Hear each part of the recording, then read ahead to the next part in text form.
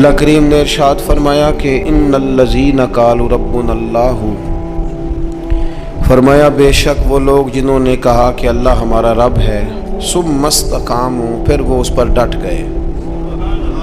ان الذین قالوا ربنا اللہ، بے شک وہ لوگ جنہوں نے کہا کہ اللہ ہمارا رب ہے، ثم استقاموا، پھر وہ اس پر ڈٹ گئے۔ مالک پھر انہیں کیا ملے گا؟ فرمایا فلا خوف علیہم ولا ہم یحزنون، ان پر کوئی خوف نہیں اور وہ غمگین بھی نہیں ہوں گے۔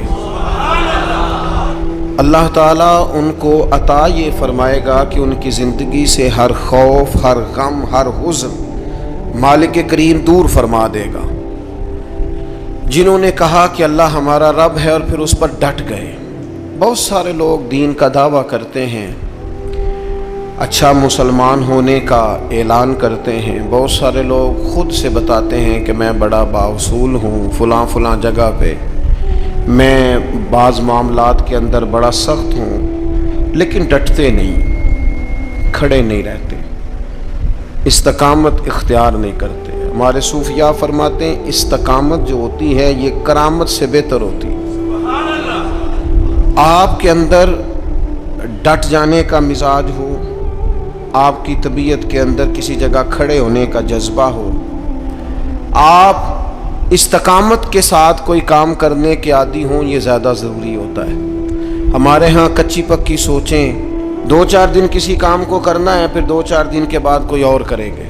تو اپنی زندگی کے اندر استقامت پیدا کریں۔ استقامت سب سے بڑا فائدہ یہ کرتی ہے کہ خوف اور غم کو دور کر دیتی ہے۔ تو جو بندہ ٹینشن فری ہو جائے، جس کے غم سارے دور ہو جائے، خوف سارا نکل جائے، تو میرا خیال ہے یہ زندگی میں بہت بڑی نعمت ہے کہ خوف اور غم سے بندہ آزاد ہو جائے۔ تو قرآن مجید نے اس کا نسخہ یہ بیان کیا ہے کہ پہلے کہو ہمارا رب اللہ ہے، پھر اس پہ ڈٹ جاؤ۔ بہت سارے لوگ تھے جو ڈٹے، ان کی تعداد بہت زیادہ ہے۔